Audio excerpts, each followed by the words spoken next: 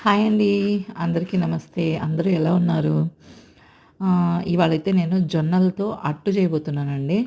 ఈ జొన్న అట్టు ఎలా తీసుకోవాలంటే క్వాంటిటీ వచ్చేసేసి మనకి ఒక గ్లాస్ మినపప్పుకి 3 గ్లాసులు జొన్నలు తీసుకొనేసి ఓవర్ నైట్ నానేసుకోవాలండి. నానేసుకున్నాక మార్నింగ్ గానీ దాన్ని మనం మిక్సీ గానీ, గ్రైండర్ గానీ పట్టేసుకున్నాక మళ్ళీ మనం అది ఈవినింగ్‌కి రెడీ అవుతుంది. ఈవినింగ్‌కి మనం వేసుకోవచ్చు.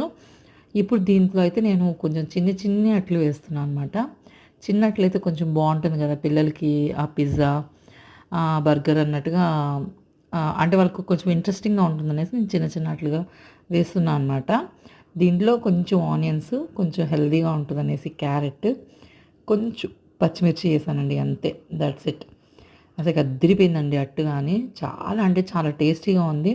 పిల్లలకైతే అది జొన్నట్టని తెలియని కూడా తెలీదు.